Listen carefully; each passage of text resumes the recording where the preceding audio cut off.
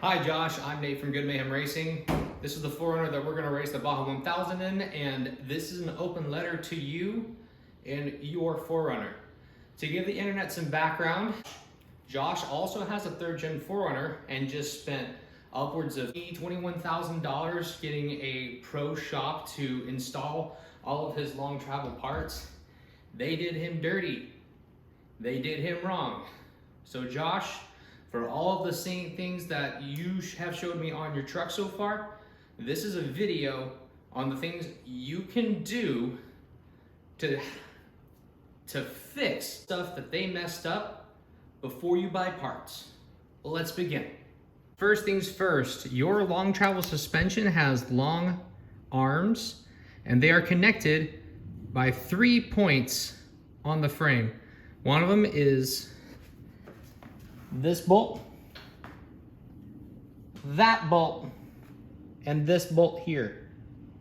From everything you've shown me so far, your spring has no preload on it, even though it's drooping out of your shock by about 3 inches or so. That is insane and practically not possible with the 4runner without those bushings binding really bad. The bushings for the lower control arm, those were probably tightened with the truck at full droop. So you need to loosen that bolt and that bolt on both sides completely and make that whole assembly move around so then you can unbind the stuff that's inside. Loosen those, and I believe your setup is also on Heims, but in my situation, I do have poly bushings up here and those would cause a bind.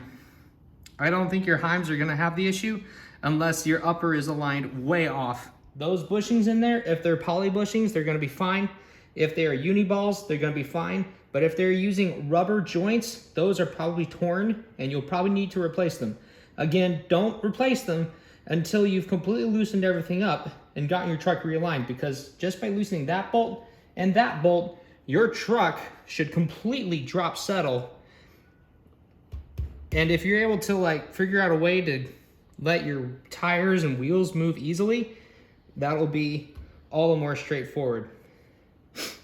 Ball joint that failed on your setup was due to over torquing. This right here is a Toyota OEM ball joint, and this is what the ball looks like on the inside. These fail usually in 2 modes. One, these bolts failing, little 10mm bolts there, or 2, this separating from fatigue. What you showed me was this failing from the nut not being cotter pinned, and then from there being over torqued, so they separated it here. So your setup got loose and cracked and failed from down here, when that almost never happens with setups like this. When this truck separates at the ball physically pops out of this joint, as in this whole thing is captured in the lower control arm with that ball joint failure. I've never seen anyone fail like this without it being over torqued to begin with. This is a view of the lower control arms. This and the one on the opposite end, if they have poly bushings or rubber joints on them at all, those need to get loose and then torqued to spec at ride height. Same with the uppers up here. Those on your truck are the OEM ones, and they need to have they need to be torqued at ride height as well. They're probably torn because they were torqued with the truck lifted up in the air. The rear Panhard bar, this thing right here that goes all the way end to end on the truck, that is supposed to ride freely in neutral at ride height, as in when your truck's sitting on the ground, this bolt should be able to pass through freely with the Panhard with no force.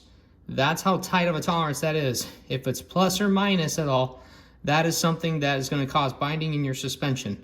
And hopefully your truck isn't raised up too high, otherwise it's very difficult to work this and not impact the frame up here. Or if you have a bump stop gap that's like over 8 inches at that point, you really need to drop the truck's suspension down a little to help compensate for that, or you're gonna do some complicated geometry work with your Panhard.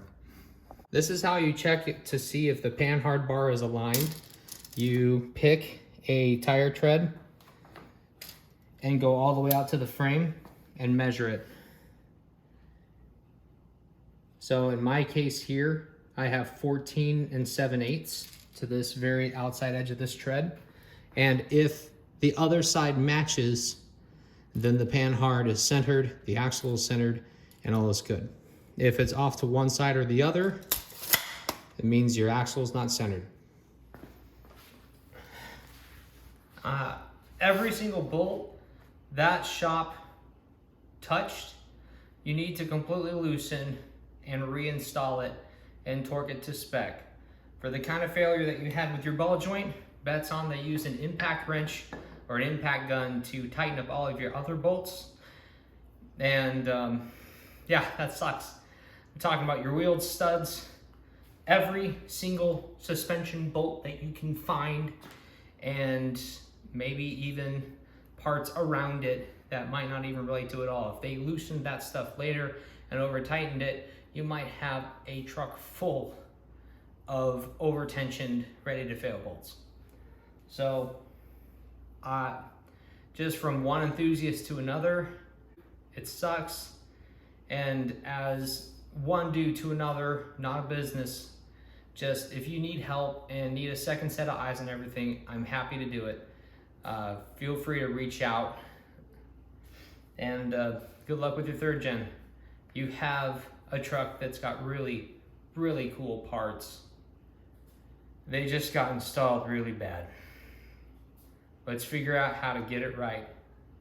Let's make it right and make those parts do the job they were designed for. I'm Nate from Good Man Racing. I will see you out in the desert, if not my garage.